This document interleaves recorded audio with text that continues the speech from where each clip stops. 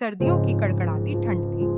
पहाड़ों से चलने वाली बर्फीली हवाएं हर किसी के हड्डियों में घुस रही थीं। गांव के लोग अपने अपने घरों में अलाव जलाकर बैठे थे, मगर उन्हीं के बीच जंगल के किनारे एक छोटी सी झोपड़ी में रहने वाला रामू ऐसा करने में असमर्थ था।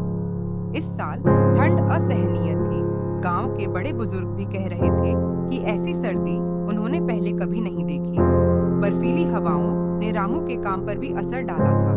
जंगल की लकड़ियां बर्फ से ढक गई थीं और ठंड की वजह से वह ज्यादा देर तक जंगल में काम नहीं कर पाता। लकड़ियां कम मिलने के कारण उसकी आमदनी अब भी घट गई थी। रामू एक गरीब लकड़हारा था जो जंगल से लकड़ियां काटकर गांव में बेचता और किसी तरह अपने परिवार का पेट भरता। उसकी पत्नी सीता और दो छोटे बच्चे गुड़िया और मोहन इसी झोपड़ी में रहते थे। ये झोपड़ी बांस और सूखी घास से बनी थी जो ठंड से बचाने में नाकाम थी। जब रात को हवा चलती तो झोपड़ी की दीवारें कांप उठती। एक रात ठंड ने अपनी चरम सीमा पार कर दी। रामू और उसका परिवार ठिठुर रहा था। बच्चों को गर्म रखने के लिए उनके पास पर्याप्त कंबल भी नहीं थे। रामू की पत्नी सीता ने कहा, रामू, कुछ तो करना होगा, नहीं तो बच्चे ठंड से बीमार हो जाएंगे।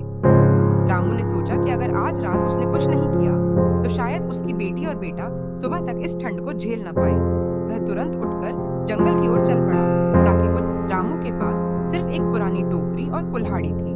उसने जंगल के भीतर जाकर लकड़ियां इकट्ठी करनी शुरू कर दी। रात के अंधेरे में हर तरफ सन्नाटा था।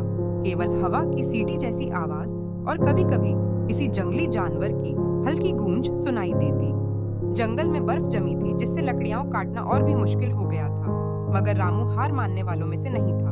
ठंड से कांपते हाथों से उसने कुछ सूखी लकड़ियां इकट्ठी की और टोकरी में डाल ली। वह लौट ही रहा था कि अचानक उसकी नजर एक बूढ़े आदमी पर पड़ी जो एक बड़े पेड़ के नीचे ठिठुर रहा था। वह आदमी फटे पुराने कपड़ों में था और भूखा प्यासा लग रहा था। रामू को खुद के बच्चों का ख्याल आया। उसकी झोपड़ी में भी ठंड थी, लेकिन इस बूढ़े के पास तो कोई आश्रय भी नहीं था। रामू के मन में द्वंद्व शुरू हो गया।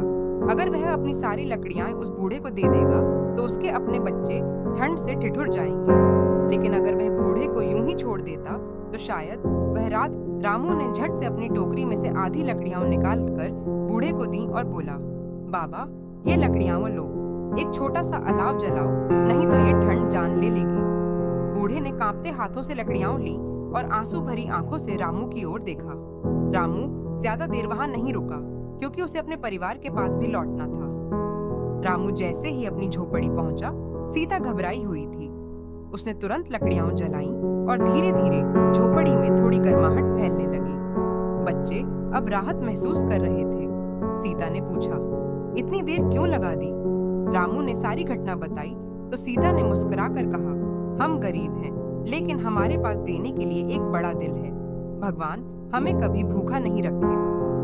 अगली सुबह जब रामू गांव में लकड़ियां बेचने पहुंचा तो उसे एक आदमी ने रोका। यह वही बूढ़ा आदमी था जिसे उसने जंगल में लकड़ियां दी थीं, मगर अब वह नए कपड़ों में था और स्वस्थ दिख रहा था। बूढ़े ने कहा, बेटा, मैं साधारण आदमी नहीं हूँ। मैं गांव के साहूकार का बड़ा भाई हूँ जो वर्षों पहले यहाँ से चला गया था। तुम्हारी दयालुता ने मेरी जान बचाई। मैं तुम्हारी मदद करना चाहता हूँ। बूढ़े ने रामू को कुछ पैसे दिए और उसे गांव के किनारे एक मजबूत लकड़ी का घर बनाने में मदद की। अब रामू और उसका परिवार ठंड में कभी नहीं कांपता।